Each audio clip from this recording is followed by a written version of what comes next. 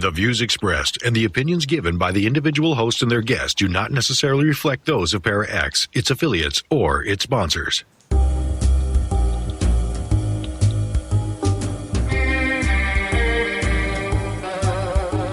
Step outside of your comfort zone.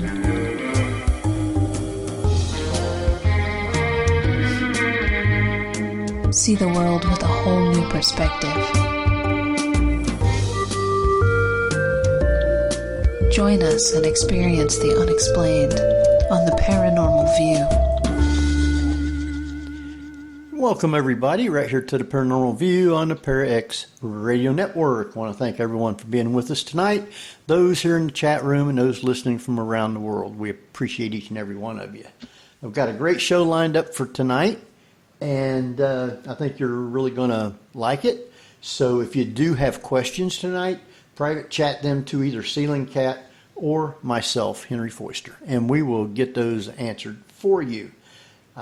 If you're listening from somewhere else around the world, you can also, if you don't want to come over to the chat room, which is at paraxradionetwork.com, and just click on join the chat and you'll be in. Or you can send us a message to the paranormalview@gmail.com and we will get those answered. So tonight we got a great show. We got with us Barbara Duncan. Hello, everybody. And we got Geoffrey Gould. Hello, hello. And we have also a guest co-host tonight. Actually, he's almost just like a member. Thomas Wertman.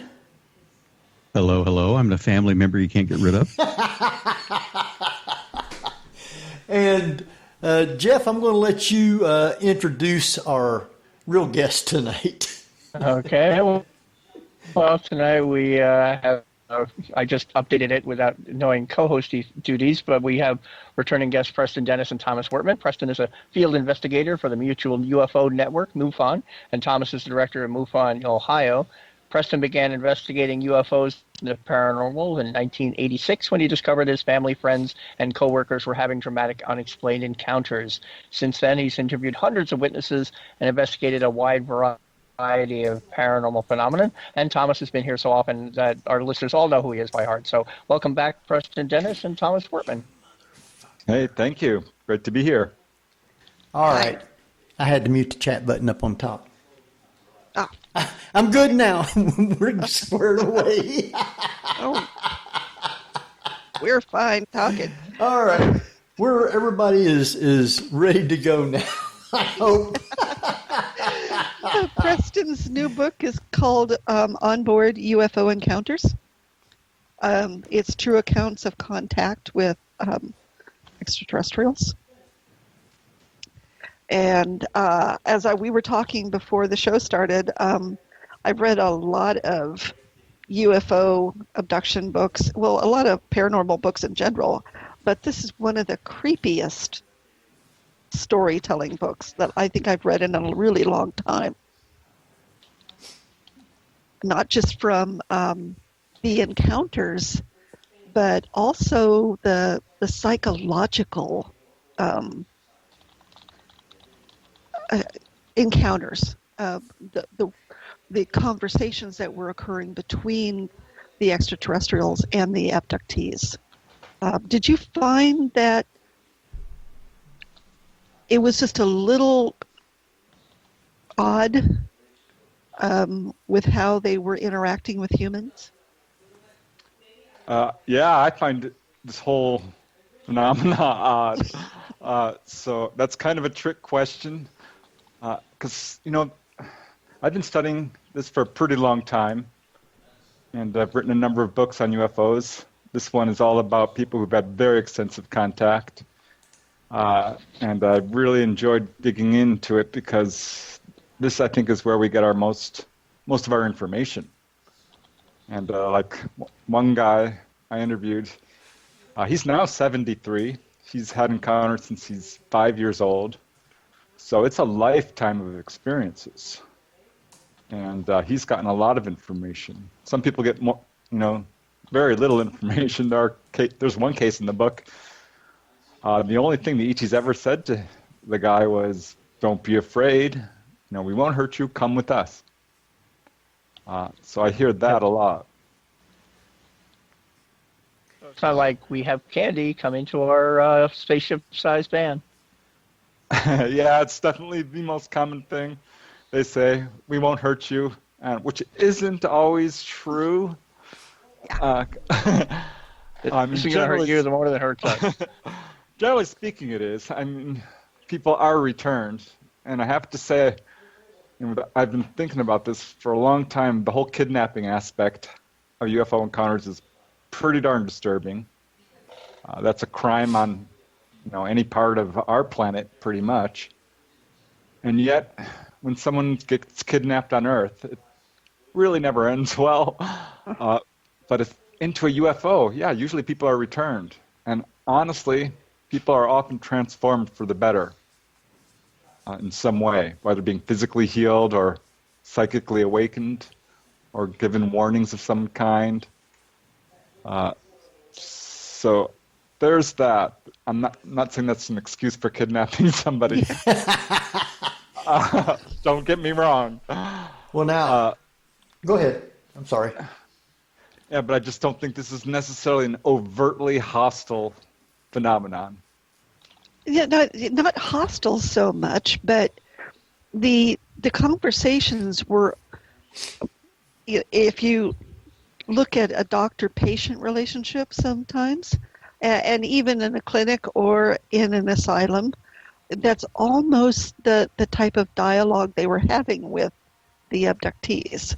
It was very clinical, almost like a doctor would talk to a patient. Yeah, certainly. I think in most cases, there's some sort of condescension, perhaps, and not the best bedside manners in a few of these cases. That's true. But not all of them. I mean, there's the case of Lynette. Her case fascinates me. There's a young girl who'd had monsters coming out of her closet from a very young age. Called her father. He'd come running in with a shotgun and, of course, wouldn't find anything. But as she grew up, she started having missing time and things like this. She had missing time at age 13. As a young woman, she had missing pregnancies. And pretty, realized around this time that something was going on with her in terms of UFOs and this sort of thing. This is the one that had 4 pregnancies, and the doctors were telling her they were absorbed. Yeah, well, she knew they weren't. At some point it becomes clearer because she's, being pulled on board and being asked to hold a little hybrid baby. She was diagnosed with a tumor in her lung. This is in 1994 as an adult, and was about to have, a quarter of her lung removed. And the ETs pulled her on board and healed her. And doctors, of course, were very baffled and actually upset. But my favorite part of all of her experiences, I'm still in touch with her. In 2011, she had an extraordinary experience where she's pulled out into her living room. These are your typical grays. She says the wall opens up like Levalor blinds. It's just gone. She's pulled up into a craft. It reminded her very much of, the inside of it. It reminded her of being inside a submarine with sort of these metal walls and rounded port or doors. And she got an examination, and they took her into this room and showed her hybrid babies and a lot of stuff we hear quite a bit.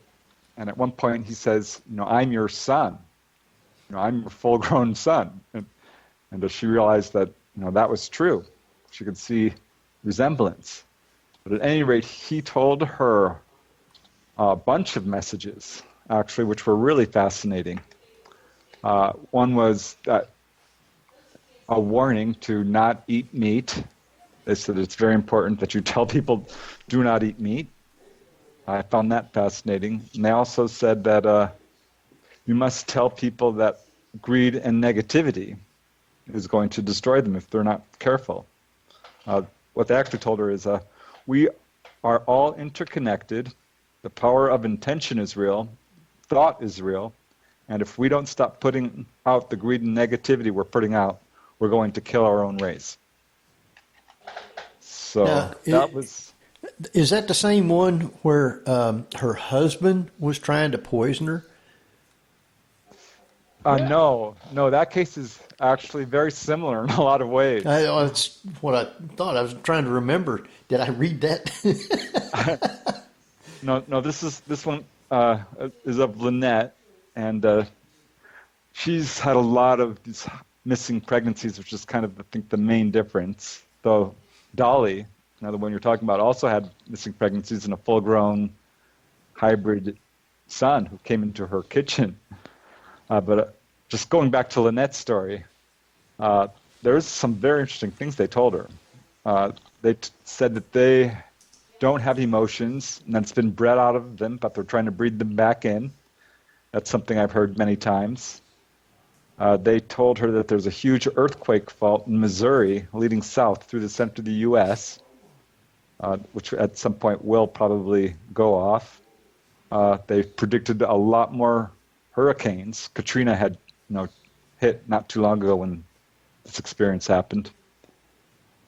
They told her, this I thought was interesting, they said that people have mistaken them for angels throughout history. And they said, we are who you thought angels are. I don't know if that's true, but sorry, I was going to say, do they insert? Oh, sorry, go ahead. One more thing, because it's just so bizarre, is they told her that they have manipulated the genetics of not only people, but animals, and particularly dogs and cats, to make them more emotionally available, or, how do they put it? More able to interact with people. Really? Yes. You don't say. Which kind of makes sense if you think about it, because ETs are all about Earth and everything human. They're collecting plants, and they're abducting animals. There's all kinds of cases where they've pulled up cows and pigs and rabbits and chickens and alligators. I know of a case involving alligators. Whoops. Wait, they've abducted alligators? Yes. Yeah, they sure have. Yeah, no, they are the last of the dinosaurs. So. Yeah, kind of, yeah. Well, the planets, they're studying everything about our planet and us. So if they're manipulating, and they're all about genetics too. So I don't know how much intervention they're having on humanity and the world itself, but it looks like there's. Well, I don't. Yeah, my suspicion is what's going on in this world. It's possible we have more life than some of these other planets do, and they're just like, whoa, this place is, rocking with stuff. Yeah, that's something that I would love to find more information about. NASA said they found Earth-like worlds, but if you dig into NASA, they've got a whole UFO conspiracy that's, they're neck deep in it. Yeah. I mean, so I'm not sure how much information we can trust from them. But really, all we know is Earth. That's all we know. There are cases of people being taken to possibly other planets, but we don't really know much about that. Don't have the proof. Well, Yeah. Consider. Jeff, you're breaking up. Okay. How do you get all your stories? Do people send them to you? And so, of course, Jeff, you're breaking up. I'm not saying anything. Well, somebody sounded like you. Trying anyway. So how do you get all your stories? Do people send them to you, and do you interview them? A variety of ways.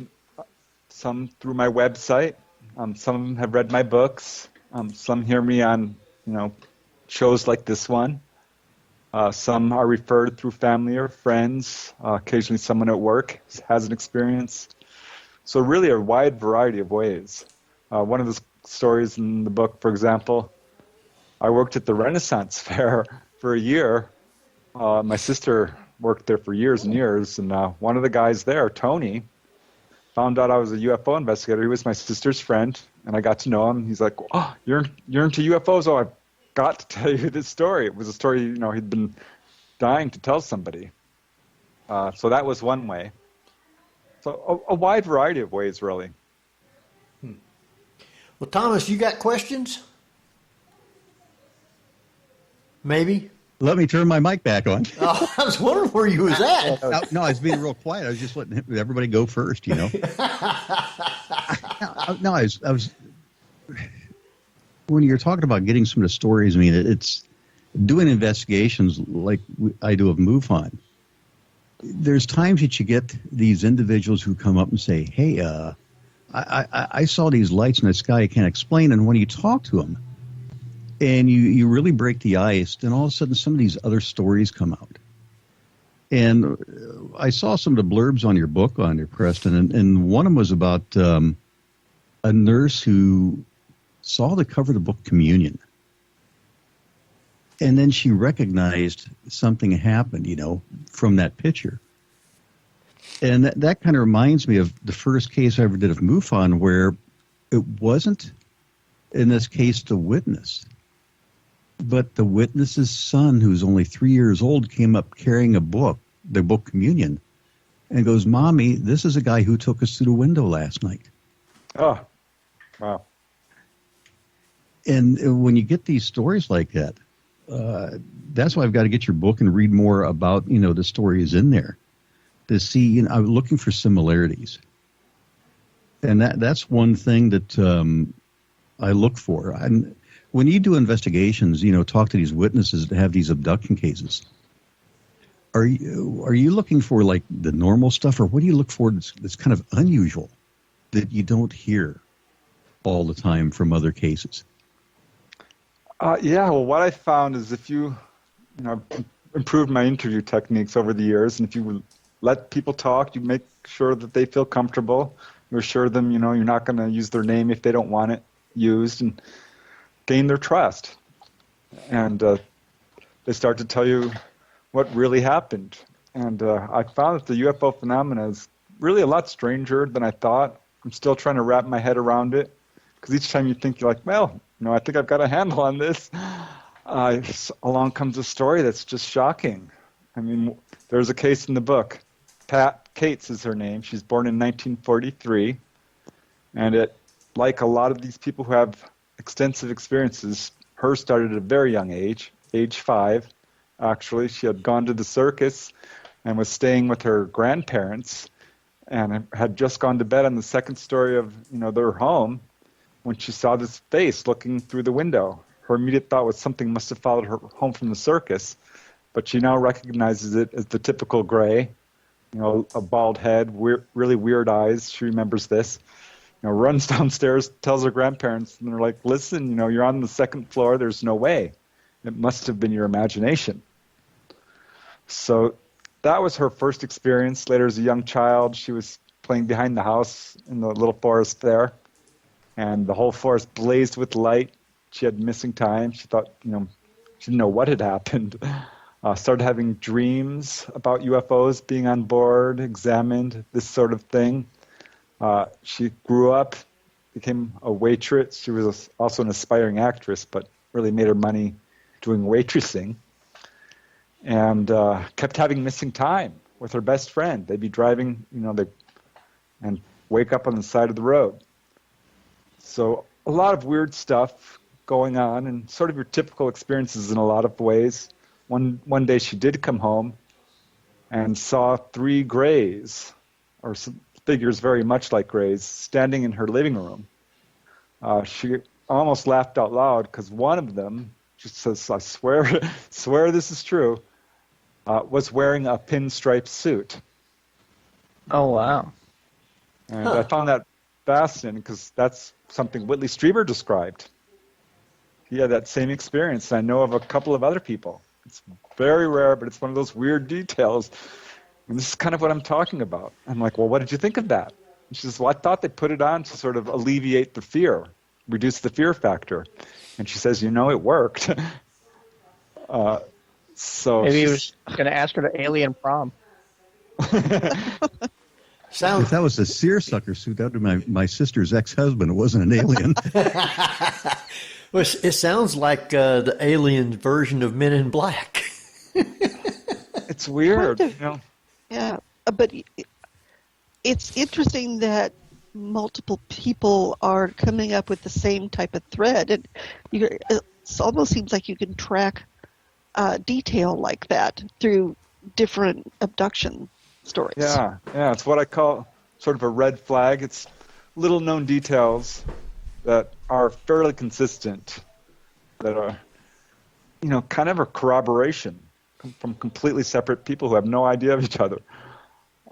So it's always like, wow, you know, like one guy told me the room, I asked him how big was this room you were in. He said, honestly, I couldn't tell you because it kept changing sizes.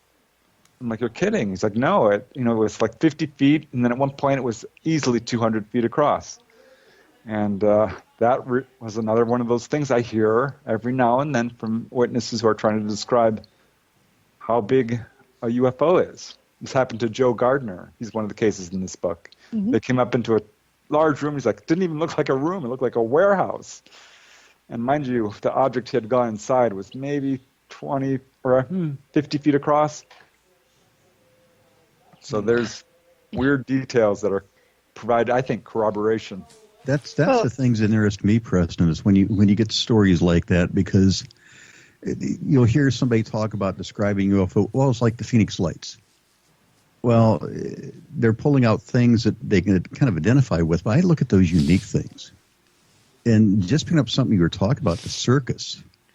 Now, you said the girl came back from the circus. I've had two witnesses, both in their younger age, like under 10 and slightly over 10, that told me that when the aliens took them, they took them to a circus. And these two girls were completely separate from each other, didn't know anything about it. And I heard those stories, and it just really, like, wow. But it also goes back to a point you made of maybe creating an environment that's not as scary. Yeah, especially to a child. Exactly. This actually goes back to another book I wrote, not from here. I put a chapter in called The Alien Clown Connection, because what you're talking about is really ringing some bells for me. I had a lady who insisted that she had this harlequin appear in her room as a little girl, and it wasn't a clown at all. It was a gray, kind of dressed up as a clown, physically dressed up as a clown. And then I had a second case like that. And I'm like, wow.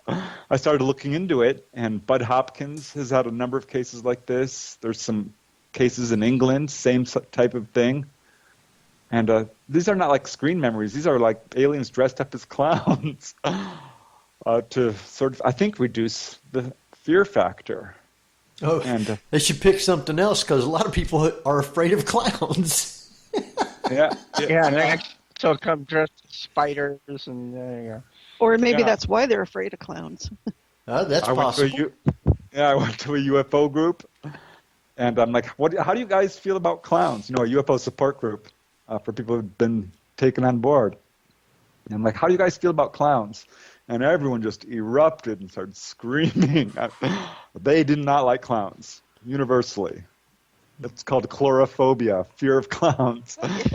Yeah, chlorophobia, yeah. Yeah, it's very prevalent in society, and I'm wondering why. And I think the aliens, honestly, have used it as a device to sort of try to reduce the fear factor, and it's backfired on them. Because now, people are terrified of clowns. It's a question I ask. You know, how do you feel about clowns when I'm interviewing somebody? Interesting. But it's also those really weird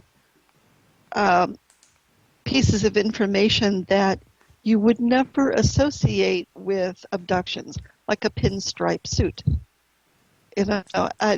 Little things that most people would never, if they were trying to drum up a story, for example, probably would ever think to include in it.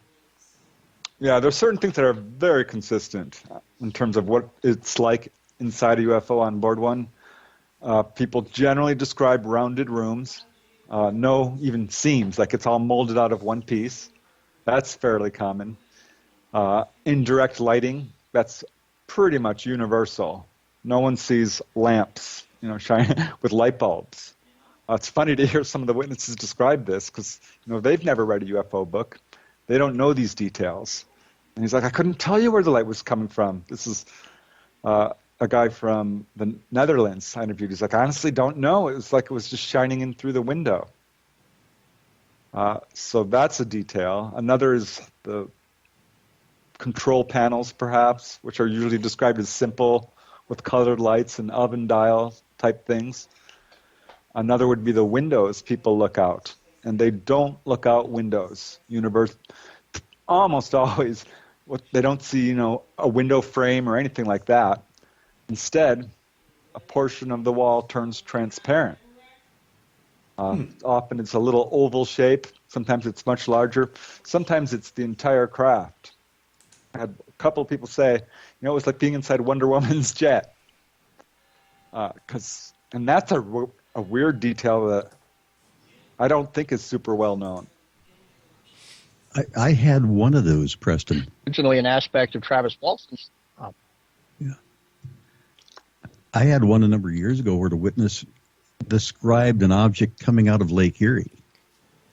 And he said the object rose out of Lake Erie and came over.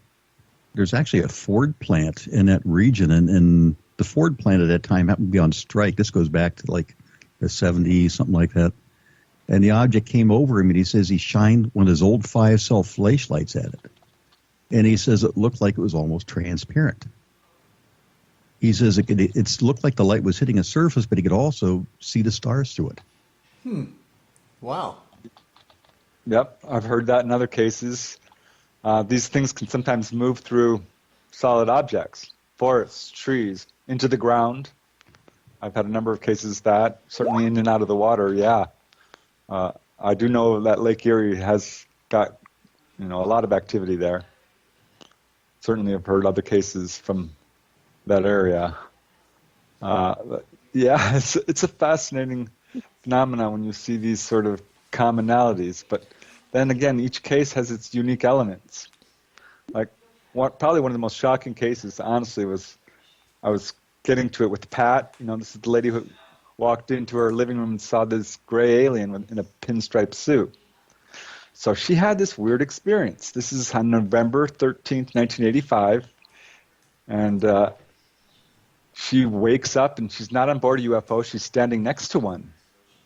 And it feels like it's, early morning. She's not sure. Certainly daylight. And she's looking over this small town. It looks South American. There's kind of lush foliage. It's a village. And she's trying to figure out where she is and what's going on. There's a human figure standing next to her in a blue suit. There's a very large UFO. There's grays milling around. Another very large UFO just a few hundred yards off. And she's somehow made to understand, she doesn't know how, that they're going to go into this village and collect people. And that's what they did for the next 3 hours. She says they went into this town and pulled people out of their homes and started bringing them into this UFO. People followed them like sheep. Nobody asked any questions. Everyone was very obedient. She said it was all very strange until they had collected maybe 1,000 people, she said.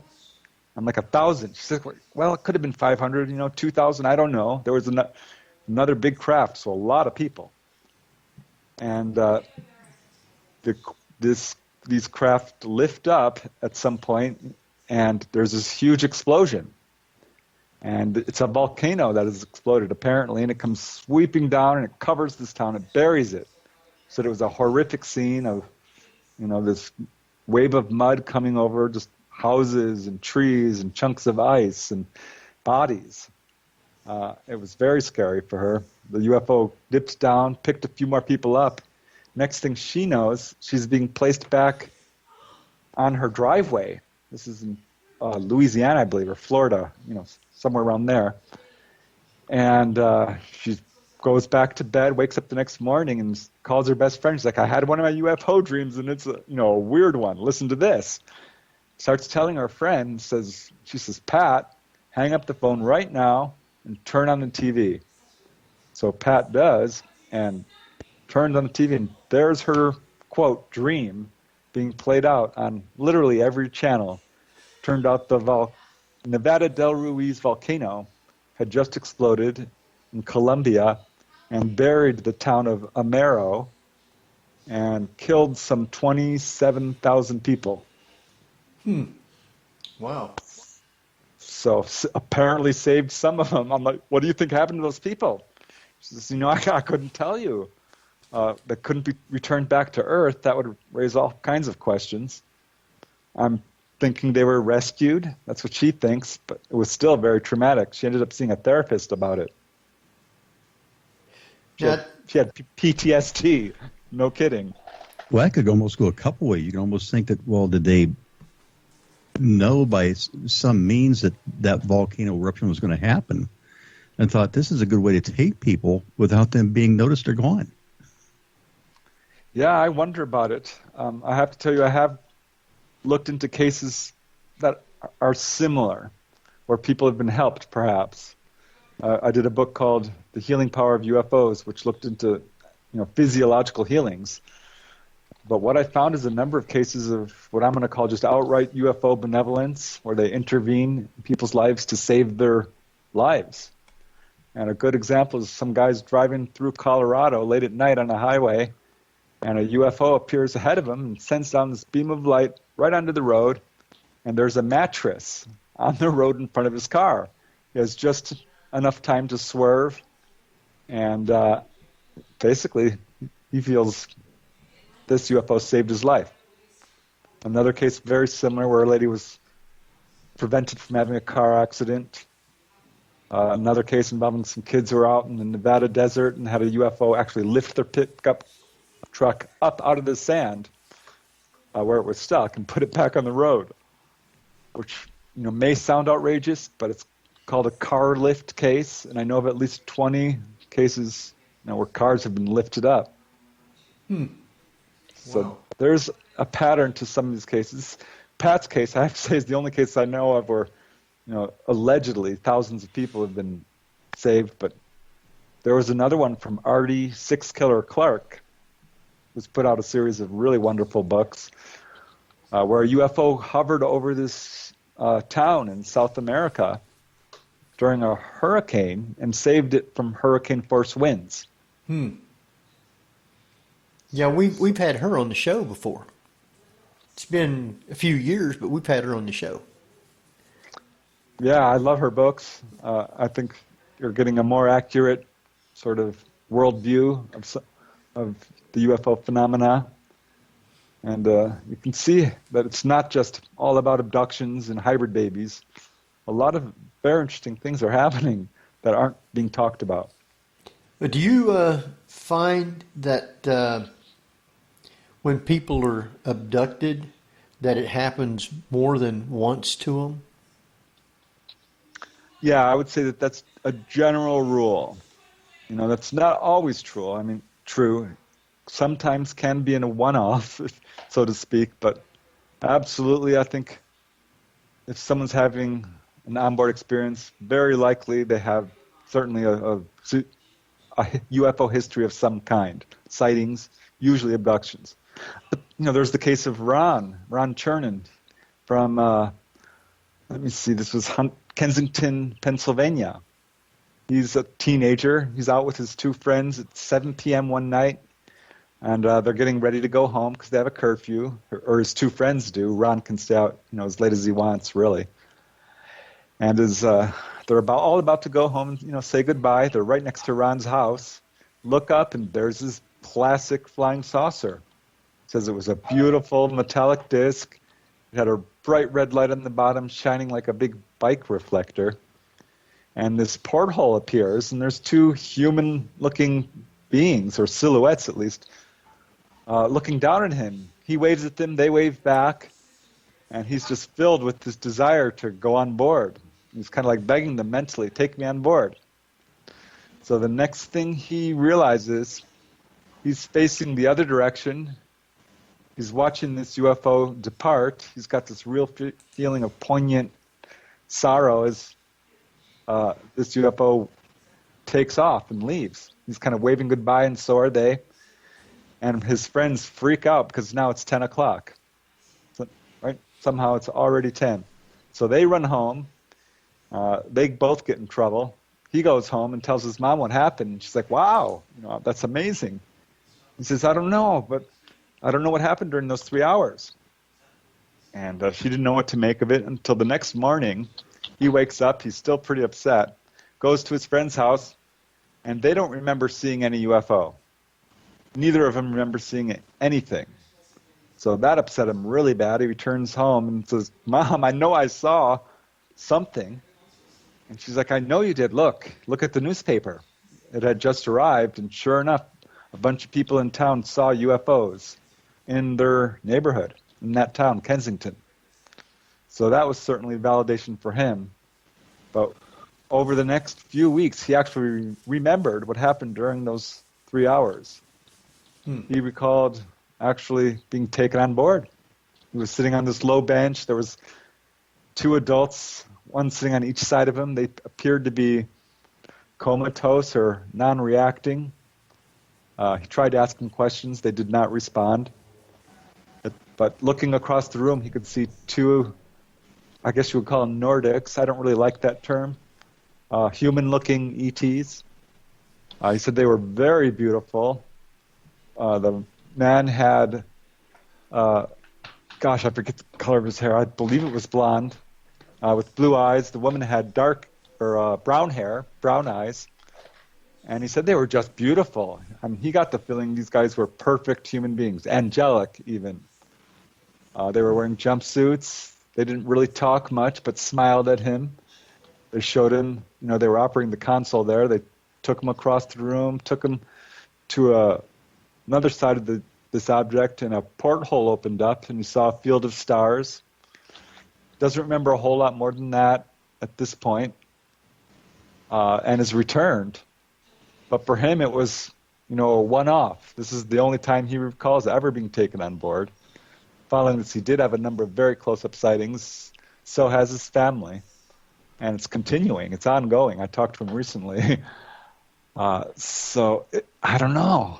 Usually, people have repeated experiences, but not always. It does seem to follow families. That's for sure.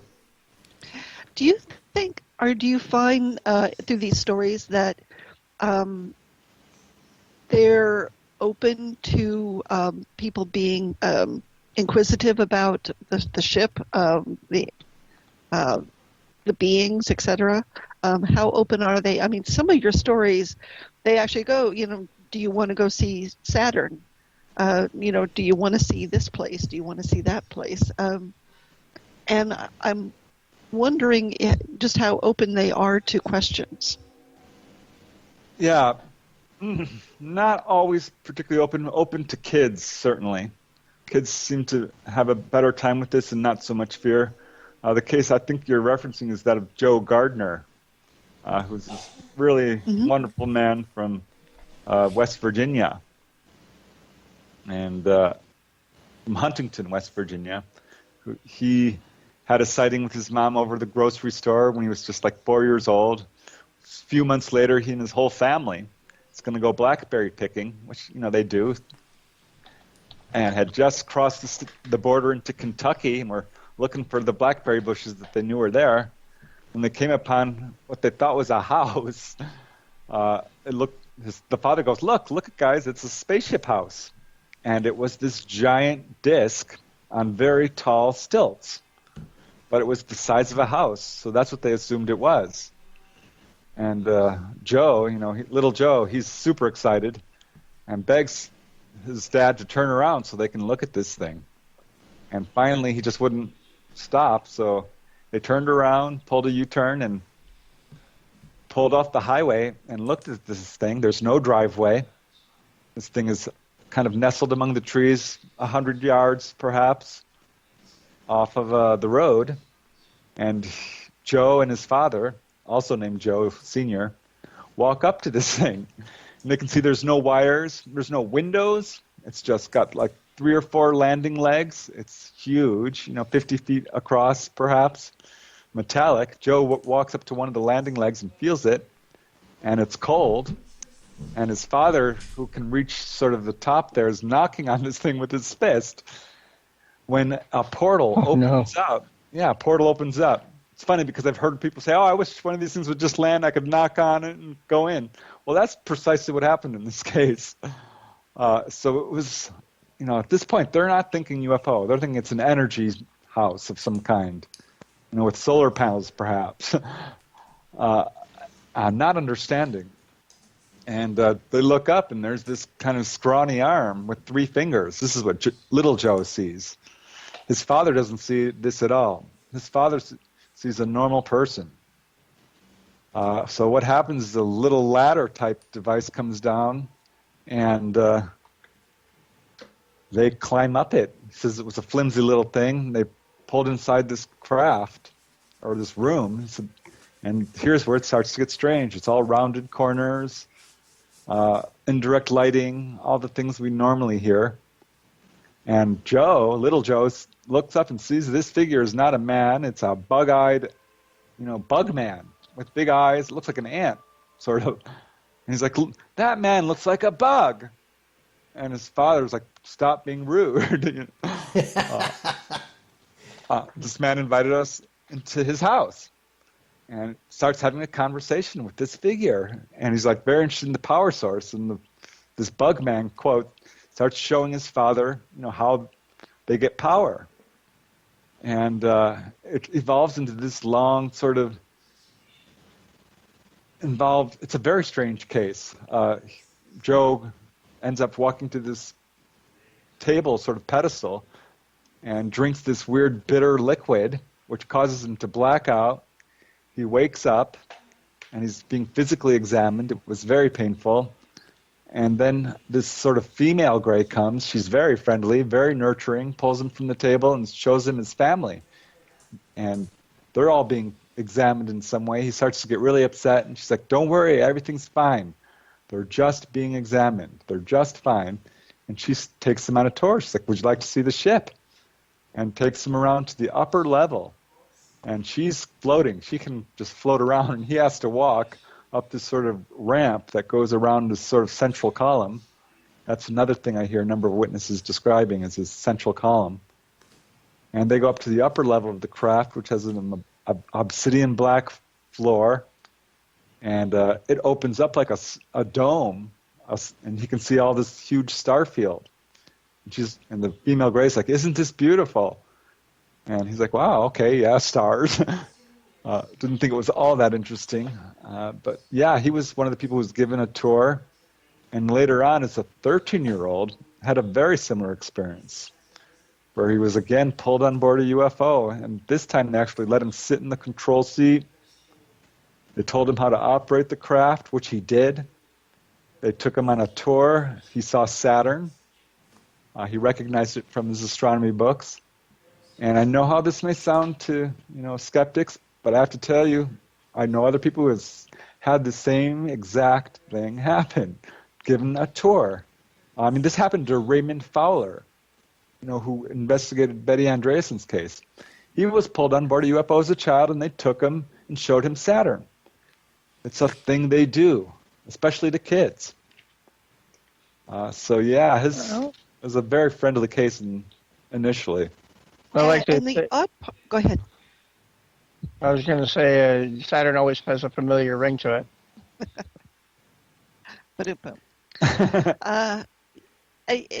That case was interesting because also, I'm not sure if it was him or his father was saying that when they got back to their car or were put back in their car, it was like somebody changed a television screen.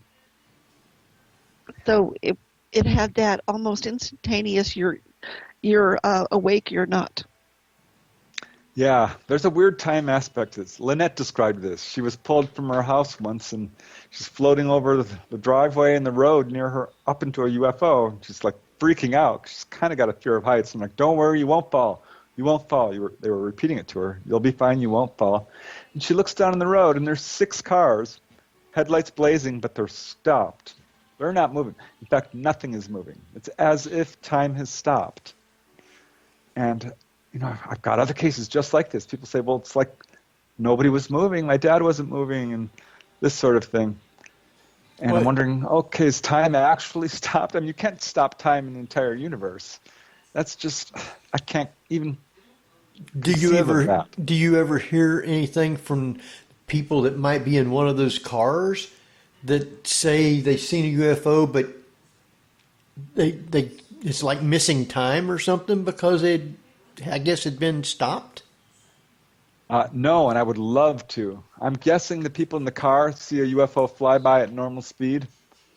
Now, what's happening from inside the UFO is they're being pulled out of our time stream. Because you can't stop the entire universe. Just can't. And maybe we can't. I'm not ready to believe that. Let me put it that way. I think because there was another case where a guy I interviewed, he's now a chiropractor. This is up in the Missouri area. Described the same thing. He was out with his whole family, and a UFO appeared, and he's looking at it, and suddenly it disappears. He's looking around trying to find it, and it's landed on the driveway right in his house, and he looks at his family, and they're all frozen. The leaves are frozen on the tree. The birds are frozen, and everything's frozen except him. He can move. And these 3 grays are coming down the driveway towards him. That's when he blacks out. But it's that same thing where these grays are stopping time. Well, that was something that I'd wondered too. Like, there's many abductions where they say an alien was outside my window or a spaceship was hovering over the house and it took them. Is there ever a reported case where someone else from the neighborhood happened to see this UFO there? Oh, yeah. Yeah, there's a number of what I would call observed abduction cases. The Brooklyn Bridge case is a very well-known incident. That one was investigated by Bud Hopkins, and there was a whole group of witnesses who saw the lady pulled out of her apartment building. But it's not a unique case. There was a case up in England where a bunch of people saw a gentleman pulled out of Roundhay Park. They saw him get pulled up and saw him get put back. There's another case in Brazil where a family watched their father get abducted, and he was not returned. Wow. Another case just like that in Hobbs, New Mexico. That's from Leonard Stringfield, a good researcher, who said this this farmer came driving this pickup truck, screeching into the driveway because there was a UFO hovering overhead, and his whole family watches as he's pulled up into this object and never seen again. Wow. So Thomas, have you heard of cases like that? I've heard of cases where some of the same ones that Preston was talking about. And then I've had some cases where individuals turn reports in describing things similar. And sometimes I'm in the back of my mind thinking, is this something that really happened to them, or are they kind of reading into maybe somebody else's case, something that happened to somebody else, and drawing from it? And sometimes just a little bit of a challenge, just trying to separate some of the ones I've come across. Yeah, I think those are outliers. That sort of thing doesn't happen a lot. Like the case of Lieutenant Felix Moncla over Lake Superior, who was vectored to a UFO and was on radar, and his blip merged with the UFO, and they never saw Lieutenant Felix Moncla again. We don't know what happened to him. Apparently he was permanently abducted. So, the question I had, though, is, you're talking about some of the different races of aliens. When they do abductions, these different groups, do they have kind of like separate agendas on what they're looking for? I think there are multiple agendas, and because people describe different accounts. Certainly one agenda that I see quite a bit is this genetic agenda. Bud Hopkins was, I think, among the first to say, listen, they're hybridizing with us and creating hybrid babies. I have to tell you, I was getting the very first case I got involving, first-hand contact with grays and abductions had that aspect where there was hybrid babies shown, a whole baby presentation. And that is an agenda I still see. I've got cases I'm working on right now with people who said that they were involved with this sort of experience. So that, I would say, is definitely a main agenda among the grays. But certainly another thing I see quite a bit, and this crosses sort of races in terms of grays, human-looking, mantids, or whatever, and that is being given warnings of some kind, like Lynette was. They told her we need to going to destroy our planet unless we stop putting out so much greed and negativity. Another guy, a Navy medic, he was literally shown all these disasters that would happen to our planet, and was told it was because of our atomic testing. And so that's a pretty common thing. They seem to be very intent on warning people, particularly about nuclear proliferation and pollution and our warlike ways. So that definitely an agenda. Another one I would say would be because they take people to the control room. This is fairly common, and it's weird because why would they be doing this? And they start explaining to people how the craft works. And generally speaking, it's some aspect of electromagnetism. And they tell people, you don't need to use fossil fuels, and there's other energy sources available. So I think they're really trying to wake people up in a number of different ways. And the very prominent pattern I see is a strong interest in healing or psychic development. By that I mean people come back from their experiences and they start doing Reiki or water dowsing or channeling or giving psychic readings. They become environmentalists, humanitarians. It really changes people. So I think that's another agenda. They're really trying to wake people up. I think they're taking the metals of our planet. That's something that kind of shocked me. I started doing a survey of UFOs hovering over mines. And they weren't only hovering, they were actually landing. Humanoids were being seen. The mines themselves are being affected. We've got cases of copper mines in Arizona, a uranium mine in Texas, which was apparently drained of uranium, a gold mine in French Gulch, California, another an iron mine in California. They're definitely interested in mines. So I think that's an agenda. They're taking metals. So, I could go on about their different agendas. Do you think that at some point they're trying to get humans comfortable in the fact that there are aliens, and at some point they're going to announce their presence on more of a global scale? For sure. There's absolutely what I would call a concerted publicity campaign. And I'm speculating here, but I've got very good reasons to believe that this is exactly what's happening and probably leading to open official contact. And the reason I say that is because if you look throughout all of human history, there's evidence of alien contact stretching back thousands of years. We've got cave paintings, we've got Renaissance paintings, petroglyphs, hieroglyphics. And what we're seeing now, since like 1947, really, the modern age of UFOs and the atomic age kind of coinciding exactly, is really unprecedented, which is large levels of activity, sightings, waves of sightings that are persistent. And so we have things like Gulf Breeze, or the Hudson Valley Wave, or a huge wave in Wytheville, Virginia, or over Belgium. There was a giant wave in France in 1954, one over Topanga Canyon in 1992, the Phoenix Lights. So these are sort of contrary to how UFOs normally behave, which is pretty evasive. In these cases, they're putting on a show. They're being seen by large groups of people. And one of my recent books was Schoolyard Ufo Encounters. I found 100 cases of these objects hovering over schools at very low levels and showing themselves off to groups of students, 50 people, 100, 200, 400 in some cases. And these are the very low-level sightings, long-lasting. In 30% of the cases, they're actually landing. the aerial school in Rua, Zimbabwe is kind of the ultimate example, but there's Westall High School, Crestview Elementary School in Florida, Broadhaven Primary School. In fact, half of the cases involve elementary schools. So that speaks towards them going to the youngest, most impressionable people on our planet in an effort to convince them that UFOs are real. And it's worked. The younger generation now pretty much universally believes in UFOs.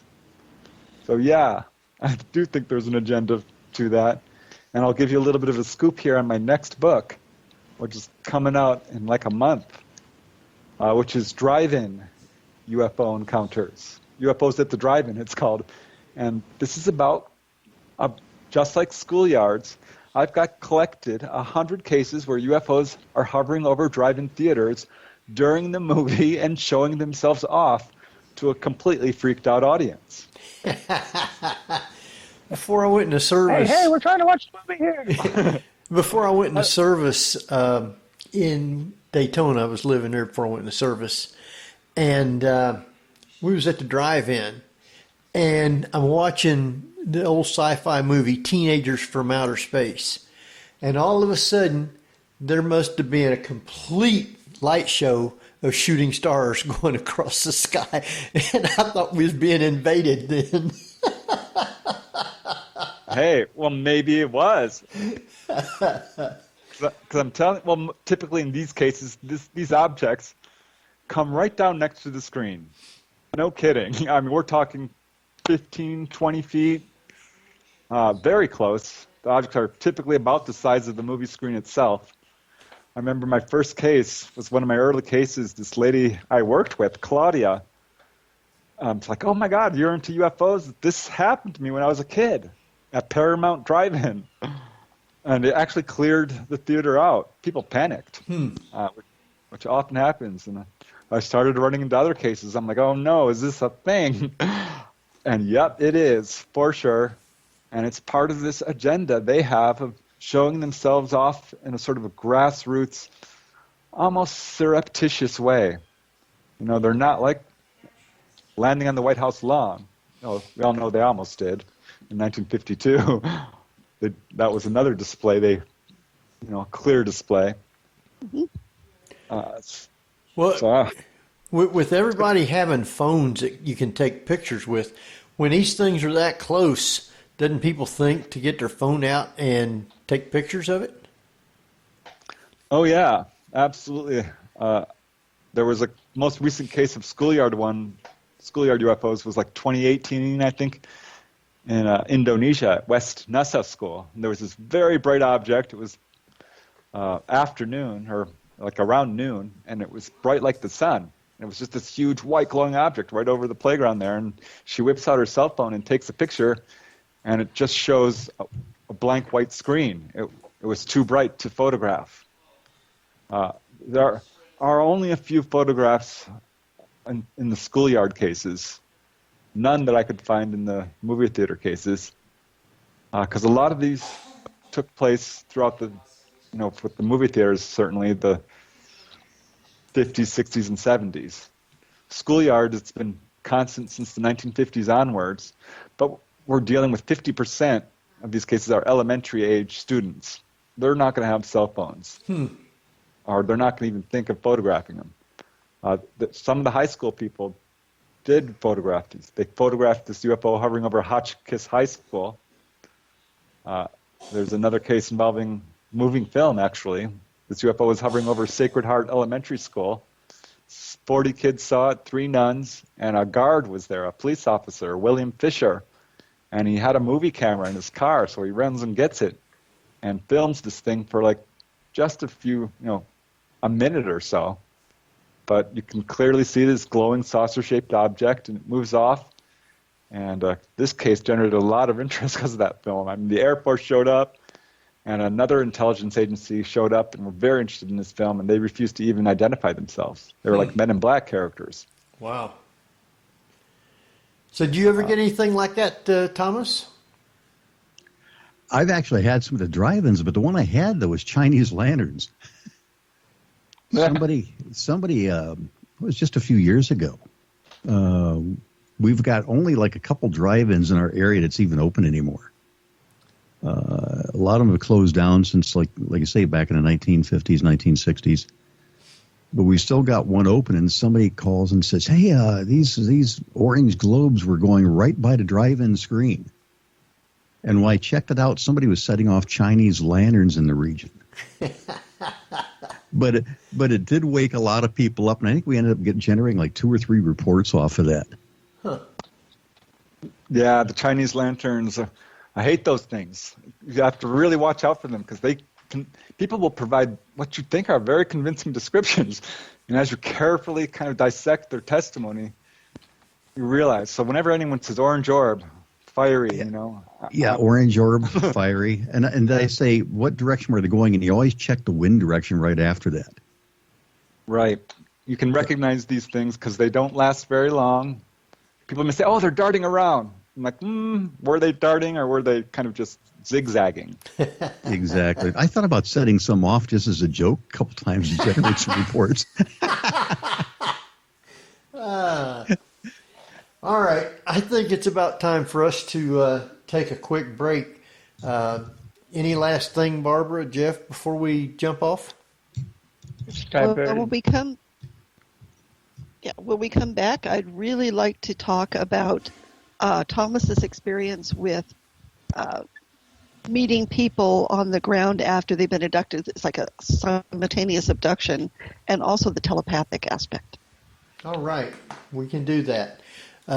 Just so you guys know, while we're out on break, you won't hear anything at all. It'd just be like dead air. But you'll hear me talking when I come back. You'll know I'm back on. So be about 5 minutes or so, maybe 6 tops, hopefully. So who takes us out? Hello. Okay. Why don't you take us out for a quick break in? Hopefully it'll let me. You're listening to the Paranormal View on para-x.com with your hosts Henry Foister, Ceiling Cat Barbara Duncan, and myself, Geoffrey Gould, with tonight's returning guests Preston Dennett and co-host Thomas Wertman. So stay tuned for more of the Paranormal View after the break. Para-X Radio, programming for the open mind. And welcome back, everybody, right here to the Paranormal View on the Para-X Radio Network. I want to thank everyone for being with us tonight. Those in the chat room and those listening from around the world, we appreciate each and every one of you. Tonight we have with us Barbara Duncan. Hello, everyone. And we got Geoffrey Gould. Hello. And we got our other co-host for tonight, Thomas Wertman. Hello, hello, hello. And we have our guest with us, Preston Dennett. Hey there. All right. I want to thank everyone for being with us tonight and all those in the chat room. Appreciate everyone. And speaking of listeners tonight, Barbara, did you look and see where our listeners are? They're coming from all over the United States, the United Kingdom, Canada, Australia, Spain, Belgium, and unknown. And the unknown. Well, we know where that's at. Yep. Well, we Outer space. We always got that guy. We got a bunch of listeners. It's interesting because the UFO shows always have the unknown guys for some reason. Yeah. So, all right, Barbara, you wanted to start some things off, so go right ahead. Yeah. Well, Preston, in your new book, On Board UFO Encounters, True Accounts of Contact with Extraterrestrials, there are a few instances where you talk about people seeming suddenly summoned by these beings, and not necessarily as a verbal thing, but more like a telepathic one. And I'm wondering if that's a common case, but also with Thomas's experiences, are there situations in which people start to recognize others through an abduction experience? Like a collective, yeah. Well, as far as telepathy, that certainly does happen. Generally, it's when people are already on board or being, perhaps visited in their bedroom. Spirits will come in and speak telepathically. I would say that that's pretty much universal. I mean, I do know there's one lady I interviewed. She said, I actually heard the Greys talking. It was a very high, squeaky voice, an unintelligible language. But most of it was telepathic. And this is what I pretty much always see. There's the case of Joe Gardner, whose case I described earlier. He had an experience when he was 13 years old. And this is when he was, taken on board and given a tour. He woke up because he heard his name being called in his head. Joe, it was his nickname, Jojo. It was this male voice over and over again. And he actually walked through the house looking for it. Realized finally it was outside, across the street, this object had landed. Telepathy is something I think that's been proven actually in a laboratory setting here on Earth. It's pretty well known psychic phenomena. I think most people have experienced little glimpses of it here and there throughout their life. But when it comes to UFOs, it's absolutely the rule. And that would go across all the alien species. It's not just the Greys, but the Nordics, the reptilians all seem to use that same type of telepathic communication with humans. Yeah, and there's one case, Andy from the Netherlands. He had this fairly typical abduction account. He woke up, his bedroom was filled with light. He thought initially that his brother had walked in and turned on the light, something he had done before. But no, he's on board a UFO. There's gray type beings. He's scared at first, but one kind of smiles at him and he feels really good. He's got this intense sense of well-being. And they spoke to him in perfect Danish, telepathically. Everything's fine. Don't worry. We won't hurt you. So they actually, speak French to people who speak French and Spanish and so on. But it's telepathic. And it doesn't matter the type of race for sure. So type of a universal translator if you want to go into Star Trekese, but it's almost as if these experiences take place in a slightly higher dimension or I don't know. It's very strange because this happens even between abductees who are being abducted together. Can read each other's minds. This is what. So, they're speaking telepathically to each other. Really? Yes, this is what Melinda Leslie described to me when I interviewed her about an experience where she was taken with her two friends, and they were all uncomfortable about undressing in front of each other and being physically examined, but they spoke telepathically. Wow. I know there's one case which kind of intrigued me. This is not a personal one, it's one I read, where a guy saw a UFO and he's looking up at it, and suddenly he heard telepathically the occupants saying, "Oh no, he can see us," and it darted away. Wow. Go ahead. No, go ahead, Henry. I got a question from the chat room from Kat, and she wanted to know from the both of you, why do you think the aliens never have protective gear on? Well, this is something we certainly, generally speaking, people describe the ETs as wearing a jumpsuit, a very tight, skin-tight bodysuit.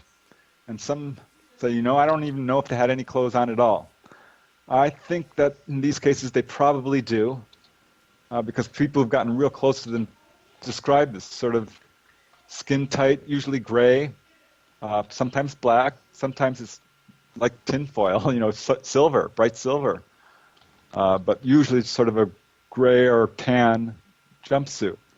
And I don't know what kind of properties this jumpsuit has, but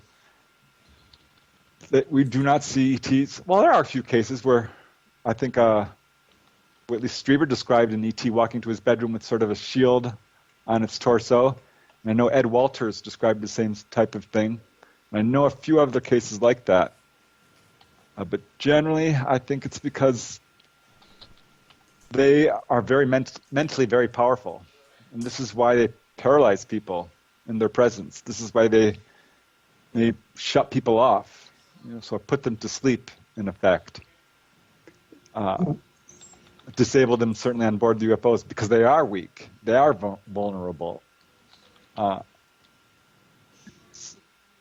of the things I'd wonder, though, would be, out of the memories I had, when I went through regressions, that nothing indicated that they had clothes on. And the ones that they came up during my regressions were the grays. And the thought I had, again, it's just speculation, is were they completely like we think of being a human or humanoid? Or were they some sort of a hybrid, or who knows, maybe even robotic? It's all, this kind of kept me out of the whole UFO field, the fact that all ETs are humanoid. That bothered me. And I finally just have to accept this is something that people are reporting. It's a basic humanoid. Eyes, nose, mouth, head, 2 arms. Number of fingers might vary. But even with the praying mantis being bug-like, it's still basically a humanoid form. And some look exactly like us. I honestly think the grays, and I've gotten this from a number of cases, are essentially human. Probably share genetics with us, but have suffered severe genetic damage, which has caused them to lose their hair and a lot of their facial features to become damaged. This is something that's certainly been independently reported in a lot of cases. Not only my own research, which I have at least 4 cases like this, where the witnesses are told by the Greys specifically that there was some sort of a war, a conflict, a disaster, and it caused genetic damage, and they lost their emotions, they lost their ability to reproduce, and this is why they're hybridizing. I've got another case right now with this lady from Florida. This is exactly what he told her. He says, we're not interested in taking over Earth. There's plenty of other Earth-like planets. In her case, she said, this is what the Gray told her. But to hear this same story from independent witnesses, and then to hear it from researchers like John Mack and David Jacobs, it's independent corroboration.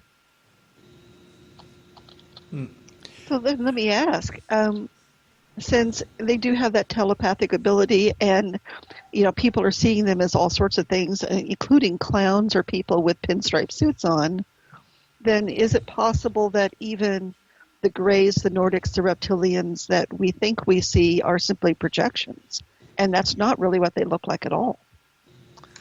I have to tell you, I'm not going to rule it out. I don't think that's the case. When we're looking at this phenomenon, there's 15 cases in this new book, right? And what I found was there's one case in there, this man is convinced that these are demonic entities. Another is convinced they're angelic. Most are convinced we're dealing with extraterrestrials in the classic sense and that they are what they are at face value. But, Joe Gardner, he's like, I'm not so sure. I think this thing could possibly be wearing different masks. And this is not a new theory. Jacques Vallée is a proponent of this theory, Jerome Clark, a lot of prominent researchers. It's the second most popular theory after extraterrestrial. I still think the extraterrestrial theory is the one that fits best. It explains most of the evidence, such as crash retrieval reports and landing trace cases. And, if our military has these alien bodies, all bets are off. We know what these things are. And I think we do. So I think we're dealing with the extraterrestrials in the classic sense. And then when you see a Gray, that's what it is. Because so many people are reporting this. So many. All right, I've got a bunch of questions already from the chat room. And the first one is from Tabby. And she wants to know, she said, ask either one of you, said, what or whose alien encounter or contact do you think is the most reliable and believable? Well, that's a difficult question to answer because all of them have sort of varying levels of credibility. I know I've talked to Kevin Kamen. His was a great case. This guy's a Navy medic. But probably one case that really impressed me was the Coronado Island UFO incident. I interviewed a gentleman and actually wrote a book, co-wrote his life story about or he had an abduction, which was verified by his wife, and it was a simultaneous abduction involving 8 people, possibly more, all out of this village, the Village Inn on Coronado Island. At the same time, he's got medical evidence to support this. He has apparent foreign bodies in his brain, verified by MRI.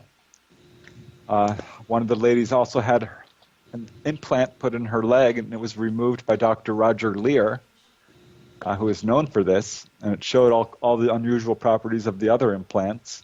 No foreign body reaction, apparently composed of meteoritic metal, and this sort of thing.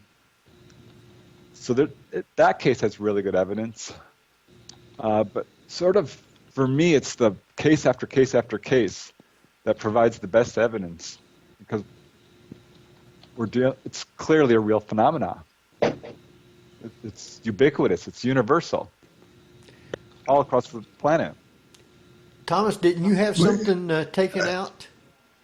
No, they didn't take anything out. But what I did have is, when you're talking about, when I looked over some of the blurbs from Preston's book, one of the things about an individual was not in control after or during an abduction experience, if I'm correct on there, Preston?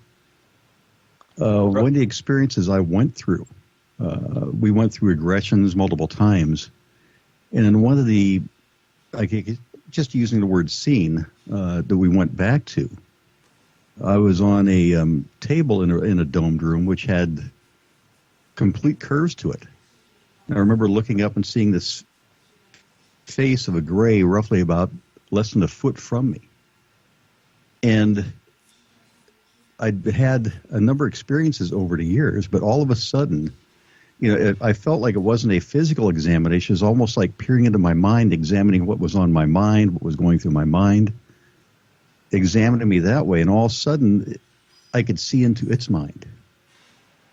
And when Barbara mentioned earlier about the hive effect, that's what happened to me. All of a sudden, I could see in a hive, and I could recognize almost where all of them were instantaneously. And that was the first time that I felt actually emotion from one of these beings. That it gave the emotion like this is not supposed to happen, and it lost control. And I was able to set up on the table and couldn't make me do whatever it was trying to get me to do. It was like now at this point I was the maybe 13-year-old kid that had been taken all these years, was out of control. Now this is the first time I'm in control myself, and I became like the kid that says, okay, now you can't make me do this.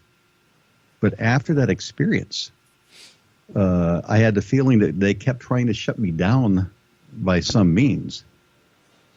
But this is why on a number of cases and when I'm doing certain things, I've had experiences where I've been able to see what the witness is going to say way before they ever say it. I had a case I did in Puerto Rico where the woman's describing just a light going down through the countryside. All of a sudden, I had a vision in my mind of her sitting in a room, looking towards windows completely surrounding the room, and a silhouetted figure that was lower than the normal rooms in that same room standing. Then she goes, let me tell you about something else. She goes, there was a time where I was in my living room, and I said, describe your living room for me. And she goes, well, it was night. I had all these windows going around me. And she goes, there was an entity standing in front of me. I said, really? I said, how tall was it? She goes, well, it seemed odd because it wasn't at the same height I was. I'd seen all that a minute or so before she told me. Wow. I was visualizing everything that she went into before she ever said a word. And I've done that same thing on cases with missing time of fishermen. I was able to see things in my mind. And as a matter of fact, with Simeon Hine, who does remote viewing, we did an exercise, and I drew exactly what he had before he even started talking about what he wanted us to draw, what he wanted us to do. So it's almost like it's opened up a channel at times when I've done certain cases that I can see what's going on. Yeah, this doesn't surprise me at all. I think this is an after effect of a UFO experience. It's a gift they give. This is what they've specifically told people. And because this sort of psychic ability, something I see pretty much, gosh, at least in 50% of the cases, people have this kind of ability to do remote viewing or give psychic readings or something very out-of-body travel. All kinds of stuff like this. One case that comes to mind is Gary from England. That's not his real name. He and his wife both have all kinds of psychic experiences. He has regular out-of-body experiences. He's been dealing with the Greys ever since he was a little boy. He remembers being taken on board. You know, he's fighting with them. Actually, at some point, he had a Grey appear next to his bed. He jumped up and socked this thing in the face. Ow! And it was not happy. And another time he walks down the stairs, there's a Grey. He runs up to it and chokes this thing, grabs it by the neck, and its arms are windmilling around back and forth, and it's screaming at him telepathically, "Get off, get off, get off, get off." Another, apparently a Grey, came from behind and knocked him out. He woke up back in bed. But yeah, this Gary, he's had a real hard time with it. He's being taken on board fairly regularly. It's still ongoing. A great guy, but both he and his wife are apparently being involved. And yeah, they both have regular psychic experiences. Well, to paraphrase a question in chat, why do you think they would give abilities like that to us? Is it just another part of the hybridization process that they're trying to do? Or is it part of that agenda of revelation that they're out there at some point? I think they're trying to improve the human race. I think this is a theory, that I'm piecing together. I think this is something a lot of people have mentioned before, certainly. I'm not the first one, but they've been genetically intervening for a long time. What we're looking at with humanity is a rapid rise in our own awareness and intelligence. We're living twice as long as we used to. There's a very interesting case from Florida involving a man by the name of Jim Law. He was being abducted, and he's like, by these Greys. And he had gotten to the point where he was over his fear and he could communicate with them telepathically. And he had I believe it was not an ulcer, a hernia. And he's like, guys, I've got a hernia. Would you fix it? Could you fix this? And they said, we know of your condition and we will repair it. And they did, which really surprised him. He's not sure how they did it. It was very quick. And he asked them, why are you abducting me? Why are you taking me?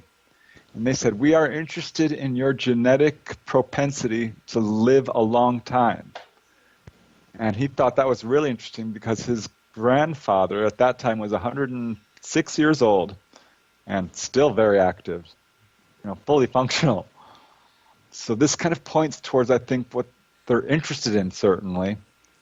I've got a number of cases where people have what they call health upgrades. John Mack talked about this. One guy interviewed in, Vandalia, Ohio, said went to the doctor. He's like an 80-year-old man, and the doctor was shocked. He's like, you have the heart of a teenager. He says he doesn't get sick. And he attributes it to his contacts.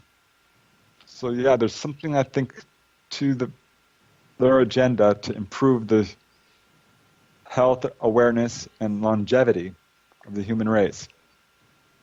Well, I hope they do liposuction because I want to be abducted at that point then. And if they're going to give me a gift next time, could it at least be next week's winning lottery numbers? If you're like me, why wait till next week? Well, there was a case of a miner who was having lots of financial difficulties. He was taken, and the ETs advised him where to dig for gold, and he did and became very successful. Wow. Okay, I want to meet those guys. Yeah. I have another question from the chat room. It's from Neil Bauman. I guess he's been abducted numerous times. And he has a question for Preston. How many cases do you know of marks that raised red bands or brands, perfect upside down triangle on the soft part of the thumb? Well, as far as the location on the body, I can't say I've heard the thumb specifically. One very close to the thumb on the hand, a triangular, inflamed and red. One guy in the book, Kim Kamen, he's a mechanic for the Army, worked for Special Forces, never had any experiences with UFOs, did have one distant sighting while in the military. His twin brother had been taken by praying mantis type ETs, but not Kim. Until 1994, he's at his home in Bourbonnais, Illinois. In the middle of the night, he wakes up. His wife works the night shift at the local hospital. He wakes up and there's grays surrounding his bed. They said, "Get up, and you need to come with us." And he jumps up and goes with them. He was very obedient. He wasn't scared. It was as if he was kind of entranced. And they pulled him out into his living room. The back wall turns transparent. There was a giant craft hovering over his house. A beam of light hit him. Next thing he knows, he's inside, being physically examined. It wasn't really scary until this instrument started coming down towards his eye. That freaked him out. There were grays there. He blacks out. And, I'm cutting out a few details here. And wakes up the next morning, or not next morning, immediately. He's put back in bed. He wakes up immediately and looks at his arm. And there's this giant triangular, about an inch, maybe 2 inches on each side, red and slight, not really raised or anything, but definitely this very prominent red mark. He calls his wife, and he's freaking out. She's like, "I'll be home in an hour, or two. Hold on." And finally, she comes home. She sees the mark. He decides to go to the hospital. He's a vet, recently retired. He's going to go to the military hospital and see what they say. And he does. He sees a doctor, and the doctor just looks at this mark, listens to the story. He tells us the whole story, grays and everything. Doctor doesn't bat an eye and says, "Listen, it's not psychosomatic. You can either accept that this happened and move on, or you can freak out about it. I suggest just accepting it and moving on." I just was fascinated by that because he acted, the doctor, like this was something he had seen before. Wow. That's odd. So The fact that the part- doctor looks like a mantis didn't. Sorry. Go ahead. No, I was just making a joke. Well, the saying second part that- of this was, yeah. No. Go ahead, All tell your joke. I was just going to say the fact that the baby, Dr. Little Reptilian. Jeff, you're breaking up. Of course I am. Darn critic. All right, Barbara. So the second part of the question initially was about collective abductions. And I know you talked about the friends that were abducted together and had the telepathic experience. In your research, are you finding people that may have been abducted, they don't remember much, but like in Thomas's case, you meet a stranger at a convention and all of a sudden you realize that you know each other and it's from an abduction experience? Yeah, I know of other cases like that. That's what happened to Anna Collins and Beth Jamerson. They were separated in different states, but were being abducted into a UFO together and later met as adults. That's a case, I think, from Bud Hopkins' files. They wrote a book about their experiences. So I know of other cases like that. I do think it's much more widespread phenomena. I remember very early on in my research, I heard a quote from allegedly J. Allen Hynek, who said that 1 in 40 people have had an onboard UFO encounter. And I thought, 1 in 40? No, there's just no way. That's way too many. I know 40 people. And so I started asking everyone I knew, family, friends, and coworkers, and I found like 5 people who would fit the bill, who had missing time, a face-to-face encounter, or a full-on onboard thing. So yeah, I think it's much more common. The Roper Pole came out. And I wrote an article about this. I called it 1 in 40, sent it off to the MUFON Journal. And it was a year later, the Roper poll came out and found out it was about 1 in 50. I do think it's probably of epidemic proportions. I know Gary, the guy from England, had an experience where he was on board a UFO. There was a human-looking female next to him, and he turned around. She tried to stop him from turning around and said, no, don't look. But it was too late. He realized he was in this warehouse-sized room, and it was filled with people. They're all lying on the floor, mostly unconscious. I know of other cases like this where abductees have seen rooms just filled with people. And I'm guessing most people don't remember their abductions at all, period. So these are mass abductions at any one specific time, and probably from different places. I think so, because if you go through the whole enormous database on abduction cases, that's a detail that turns up fairly consistently. See, I don't remember one like that, Barbara, but I was talking to another MUFON investigator out of the New York region, and she was telling me, she says, one of my friends was talking about going through an abduction experience, and she goes, she was describing, other people around her on board the craft, and she goes, she started describing somebody that sounded exactly like you. I said, what? 2 people like me? Right. And she goes, no. She goes, she described the individual's background. She goes, I know what your background is, and it sounded exactly like you. And she goes, what I did as an experiment, she goes, I got out some pictures. Yours was one and mixed it with a bunch of other ones, so she basically put me in the lineup. And she goes, she reached in and picked out your picture and said, this is the guy I was talking to the whole time. Now, I don't remember anything like that, but this is only maybe 6 years ago, 7 years ago at the most, something like that. Did you have any missing time then? Well, sometimes it's hard to say as you get older. There's a lot of stuff missing. Time a lot, but I don't remember in that particular time. But it was most likely when I was sleeping one night. But there have been some times that there was one night I was driving home from work when I was working, and I remember leaving work, getting on a highway, and the next thing you know, I'm like 30 miles past where I was supposed to stop at it for home. And I don't know how I got there because I don't remember one single thing between point A and point B. Other than just realizing, what the heck am I doing? I'm 30 miles too far. Wow. I had that once happen to me with my sister-in-law. I still think we just overshot. But she's like, no. Because I remember suddenly she says, where are we? I'm like, huh. And we're taking the 118 freeway. And we're supposed to turn into the San Fernando Valley, and instead we ended up on the other side of Simi Valley. Wow. Oh, this I just remember just leaving work, getting on the highway, and that was the last thing I remembered until, boom, here I am. Wow. And if I was sleeping, I don't know how I made all those turns. I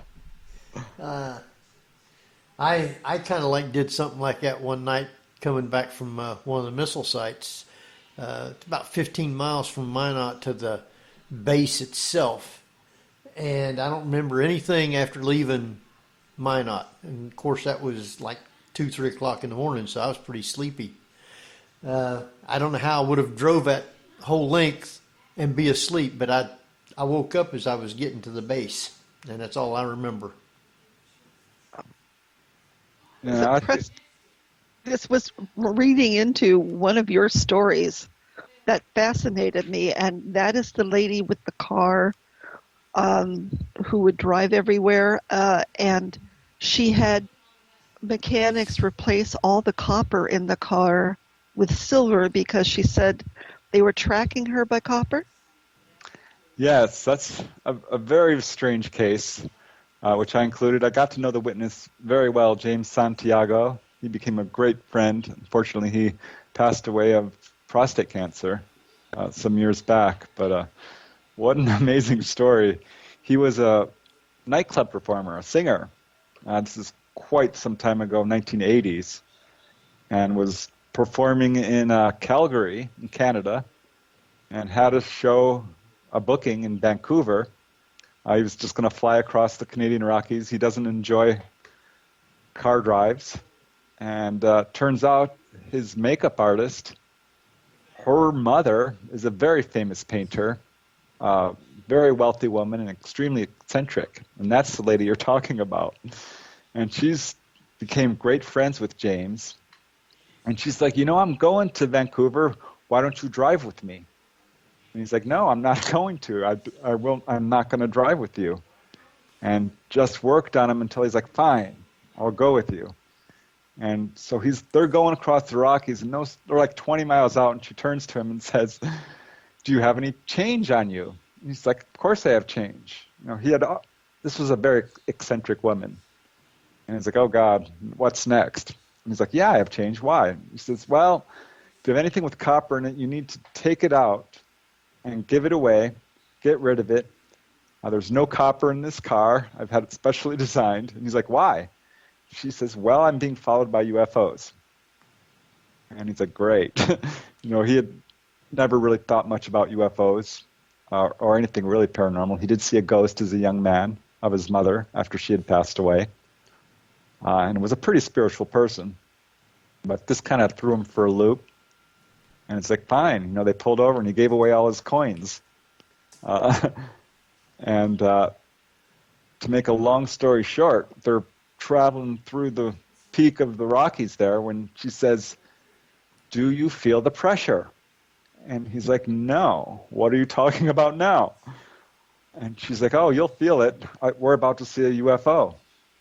And a few minutes later, he starts to feel this pressure coming down on him.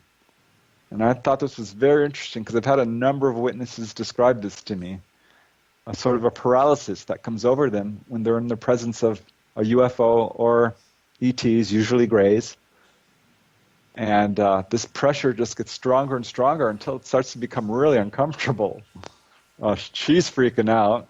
He's starting to freak out when suddenly this beautiful, he said, circular object appears right over their car and starts tracking them down the highway. It was emerald blue, cast this beautiful circle of light right over their car, and it was just a crazy experience. Wow. I've got another question from the chat room from Tabby, and it's for Preston and for Thomas. Why has the Travis Walton case of abduction been downplayed in recent years? I think it's because it's a classic case that has burst into the mainstream. It's very much like Roswell. I love the Travis Walton case. I've met the guy. It's obviously a valid case.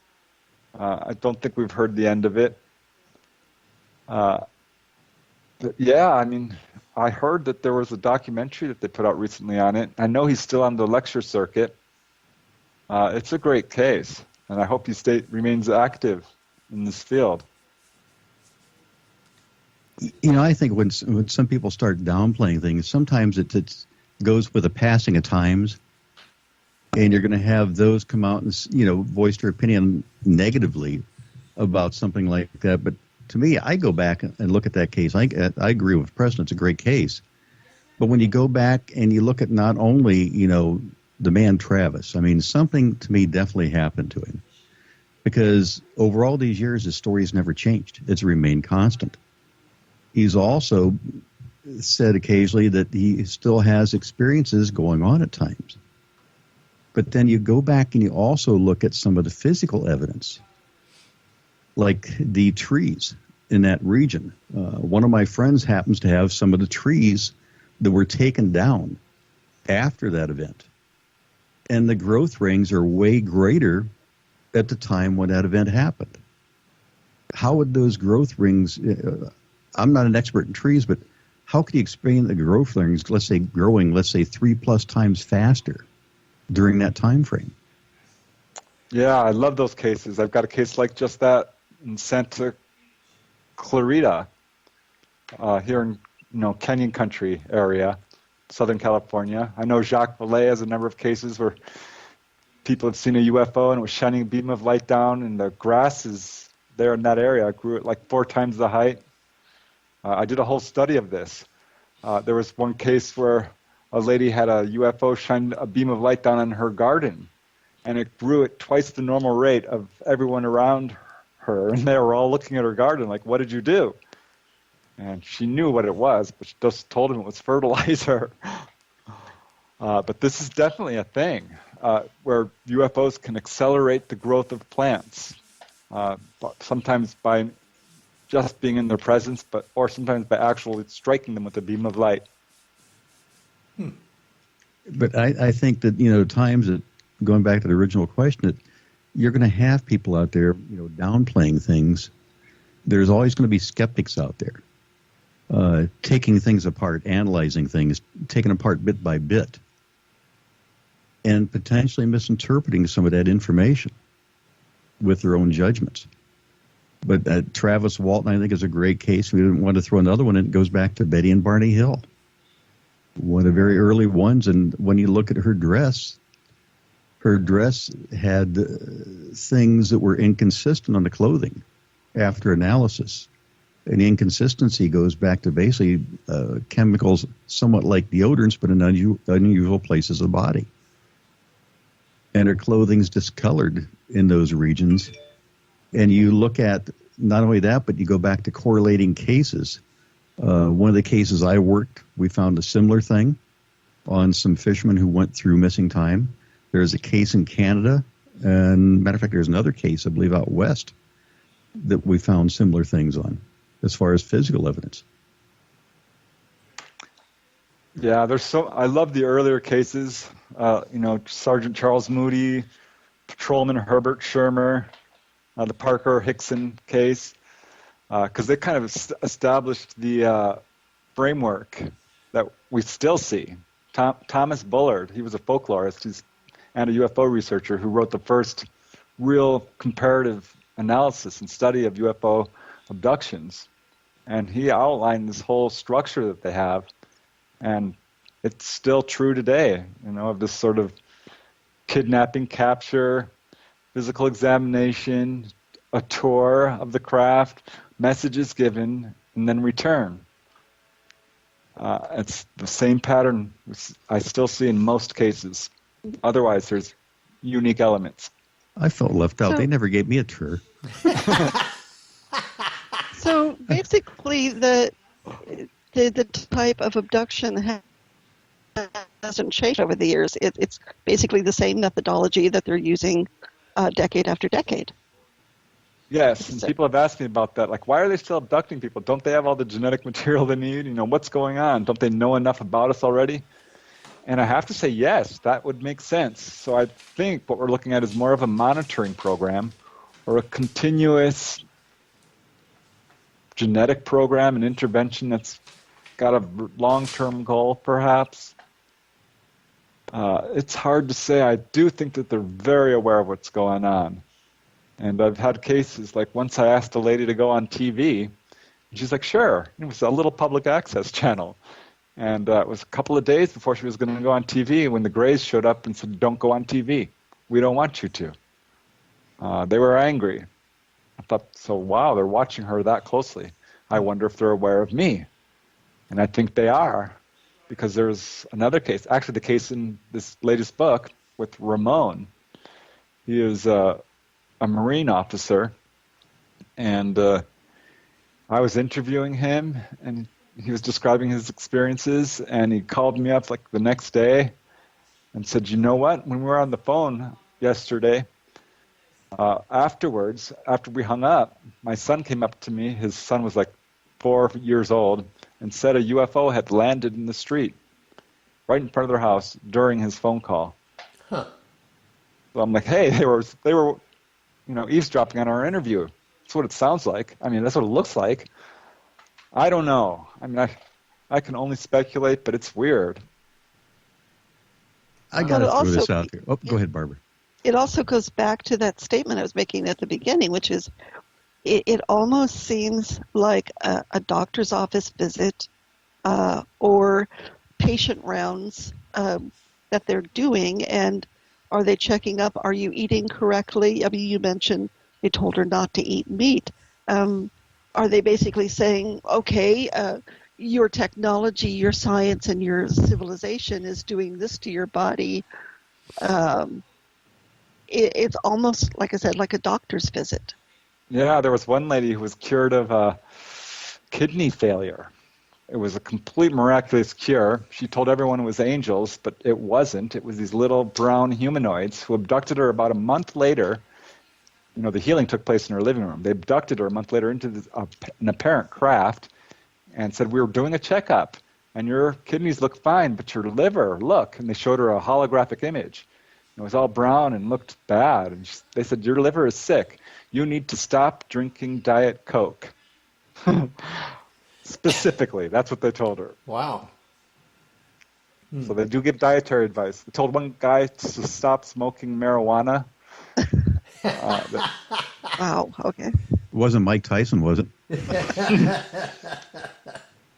But yeah, other people have been told to stop smoking. They've removed tar from their lungs and said, look, this was in your lungs. Stop smoking. Well, Have you ever known anybody, on the other hand, that developed medical problems after their abductions? Yes. It's not uncommon for women to have gynecological problems. Certainly, some people their health has suffered with autoimmune disorders, this type of thing. So there is a negative aspect to some of this. I would say healings are probably a little more common, and that most of the abductees I talk to feel like their health is maintained. But some do suffer some horrendous problems. You know, they have diseases and they're not being cured. So it's very hard to make sense of. And there's a great question in chat, and is there a lifetime relationship with these aliens? You're pretty much cradle to grave going to have abductions, experiences, etc., with an extraterrestrial. Yeah, that's a great comment. I think that's absolutely true. This is not to say that people won't see different types of ETs, but usually, yeah, people see the same figure. And apparently, Greys live quite a bit longer than we do. We don't have a lot of information on this, but some people have seen Greys who looked very old. I remember Whitley Strieber described something like this, and there's other people who had the impression that these beings live upwards of 200 years old. You know, if they can do all that, why don't they, abduct a whole bunch of people that might have cancer or some of these other diseases and cure them? I think there are curing people, specifically people who they're using for their genetic program. I've got 30 or so documented cases of cancer, healings of cancer. Some are very well documented. I think they know better than to cure everybody or even just hand over this technology, because likely we would abuse it. We already have overpopulation problems. It's a very difficult question to answer. Some people are being healed, and I think the only pattern I could find was, aside from people who are having regular contact, I did find something else, is that the people who most often report healings are doing good work for humanity in some capacity. This is a loose pattern, but kept hearing from social workers or from doctors and teachers and environmentalists and human rights activists and animal rights activists. And these are the kind of people, inventors, who are reporting healings. I don't know. Wow. Our time is running right on out real quick like. And we got just about 2 minutes here before we start getting ready to shut down. Any quick questions, Barbara, Thomas, Jeff? Well, okay, I'll ask you and Thomas both. When do you think that full disclosure will happen? Do you think we're going to see it in the next 10 years? I don't. I think we'll see a steady, incremental process of disclosure. we're probably going to, at some point, see a fragment of metal coming from perhaps the civilian side rather than government. Government seems to be dragging its feet, certainly U.S. government. Yes, we had a Pentagon disclosure, but it was pretty small, quasi-official. It wasn't the Pentagon itself. It was former Pentagon officials. But does seem to be a great step. I'm not sure it's going to happen that quickly, because when I got in this field, there was already talk of it, and that was 30-some years ago. And it hasn't happened. But at some point, yeah, probably in our lifetimes. Yeah, I don't think it's going to happen right away, not unless it comes in the form of a tweet by somebody that letting something slip out all of a sudden. But hey, I don't think it will either. Wow. I think it will happen. I hope so. I want to see the Roswell craft in a museum. I do. Mm-hmm. I agree. That's why I do this work. I think this is a very important subject. I think we probably have these crashed UFOs in our possession. I think that's what the evidence is showing us. We have this technology. We have healing technology. There's a number of whistleblowers saying that, yeah, we can cure tumors. We have technology from the ETs that they're using on a limited basis. So let's break this subject wide open. It's time to throw our attention, our money, and really work towards disclosure. Because once we have disclosure, I think open official contact will happen. It's really our own prejudices and our warlike ways that's preventing it. Wow.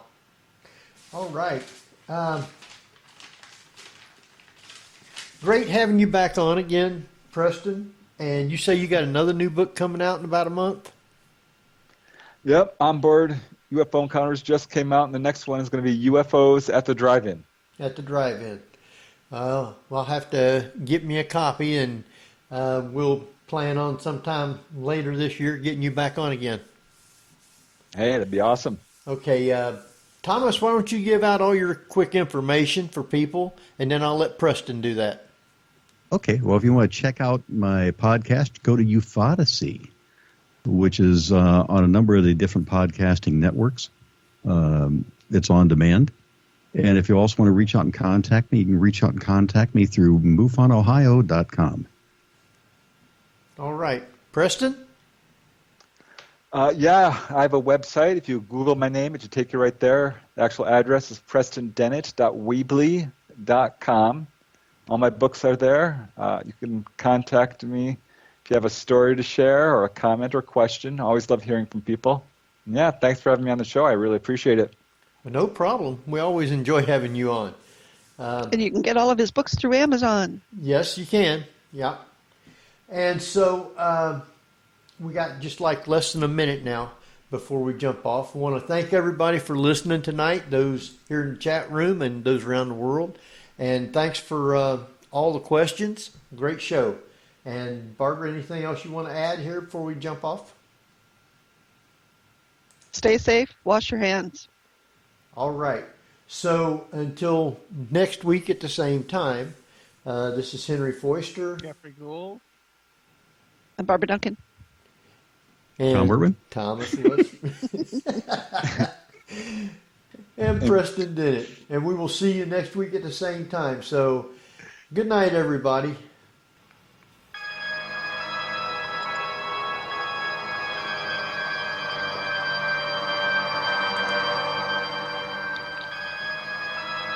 You've been listening to the Paranormal View on the Para-X Radio Network.